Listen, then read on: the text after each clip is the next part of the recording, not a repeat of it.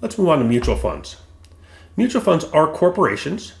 They are sponsored by an investment firm, which is referred to as the sponsor, and that's Fidelity or that is Janus or some other large investment firm that tends to sponsor many mutual funds, although there are small investment managers that sponsor just a single or one or two mutual funds. And the fund has a board of directors, and it has managers, and it has shareholders like any other corporation. So we're going to talk about different kinds of mutual funds, and we're going to talk about how we distinguish between different kinds of mutual funds, and we're going to do it in 4 categories. We're going to talk about how the fund is bought or sold, and that's going to be an open-ended fund or a closed-ended fund.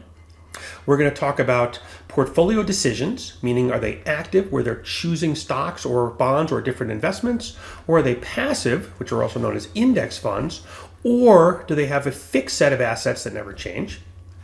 And the assets that they hold. So are they stock funds, are they bond funds, are they money market funds, are they combinations or subtypes of these different types of categories?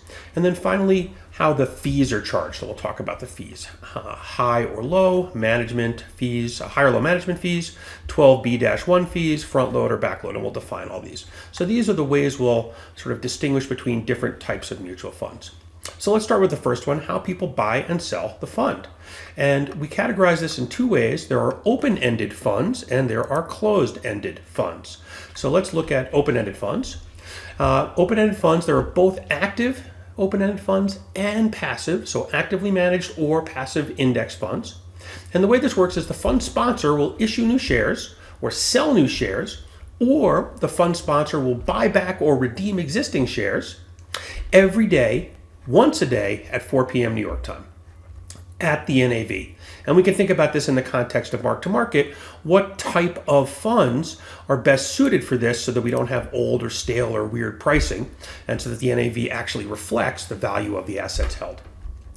All buy and sell orders received during the day are executed at 4 p.m. at the NAV. So if I decide at 2 a.m. I want to buy, I don't know what price I'm going to get. And if I want to sell, I don't know what price I'm going to get. But that's calculated at 4 p.m. at the NAV. And then the funds, if I'm buying them, new ones are issued. And if I'm selling them, then they take back my old shares. So if I place a buy order at 4:15, it's executed 23 hours and 45 minutes later at 4 p.m. the next day at the next day's NAV. And so an open-ended fund is essentially infinitely liquid once per day at the NAV. They will issue as many shares as people want to buy, and they will redeem as many shares as people want to sell. Now, generally, the purchases and redemptions are fairly regular, and so they can keep a little bit of cash available just in case redemptions exceed purchases. Closed-end funds, they're only active. There are no passive or index closed-end funds, and we'll see why in a minute. So only active, and closed means the fund sponsor will not issue or redeem new shares. And so if I want to get into the fund, if I want to buy into it, I have to buy it from an existing holder of a share in the fund. And if I wish to sell my shares, I have to sell it to someone who wants to get into the fund.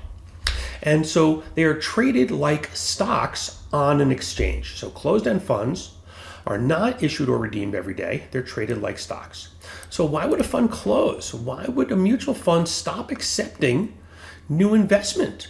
And it's usually because the manager believes the strategy cannot be employed at a larger scale. So for example, if the manager believes the fund already owns all the good companies within an industry and it already owns a large enough position in each of these companies, any additional money would require increasing the existing positions beyond the point where they would have a reasonable liquidity, or the manager might have to buy stuff they don't really like. So because of this, because closed-end funds trade on an exchange, they have 2 prices. They have the NAV calculated in the traditional way. We take the price of all the stocks and then divide it by the number of shares that the mutual fund has issued. And so we get the net asset value, but then we also get the price at which it trades on the market. And it's entirely possible that the market price will exceed the NAV, or the market price might be at a discount to the NAV, meaning you can buy this fund for less than the value of the shares it holds, or you might have to pay more than the value of the shares it holds. And we say that it trades at a premium or at a discount. Now you might look at this and say, wow, I can buy a fund that owns these 10 shares and I could buy the fund which owns the shares for less than the value of the shares, well, I'm just going to buy all the shares and then I'm going to dissolve the fund and then I'm going to buy all the mutual fund shares and then I'm going to dissolve the fund and then I'm just going to sell the assets held by the fund, and this is an arbitrage opportunity. But it's a little bit difficult to do because the shares of the mutual fund are going to be very illiquid. And so if I try to buy all of the shares of the mutual fund, because it's trading at a price that's less than the NAV, I'll end up driving up the price of the mutual fund shares to a value greater than the NAV. And so arbitrage can be very difficult in the case of the mutual fund trading at a discount. Arbitrage is also difficult when the fund is trading at a premium, and we'll see why in a minute. So why would we see a premium? Why might we see a mutual fund trade at a price where the shares of the mutual fund cost more than the underlying assets?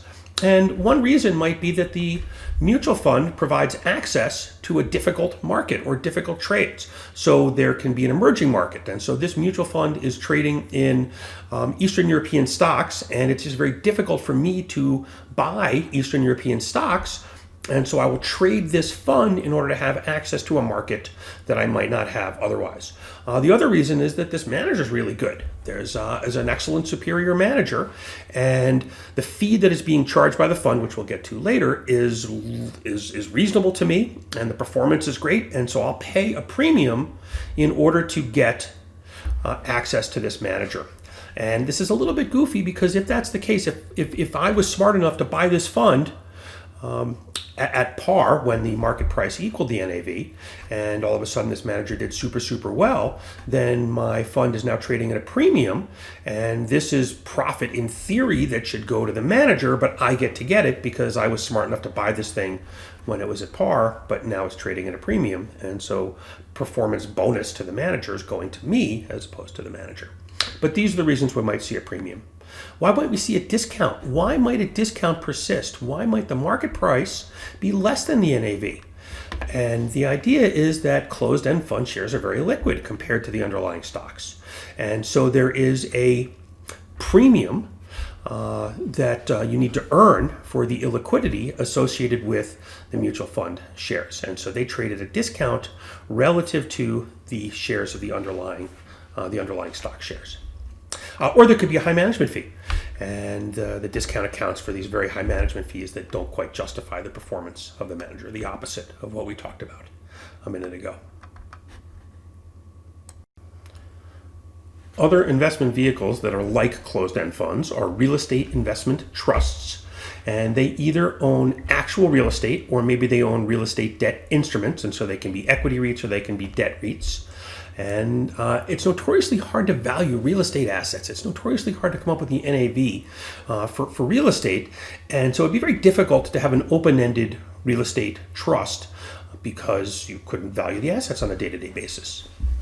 Another example is something called unit investment trusts. And these are a type of fund that has a fixed portfolio of assets. The sponsor buys a portfolio of securities or assets and then sells shares or units to the public. And they sell it at a slight premium to the asset cost because there aren't really management fees that go forth later. And so this is just another example. They're not super common, but these exist as well.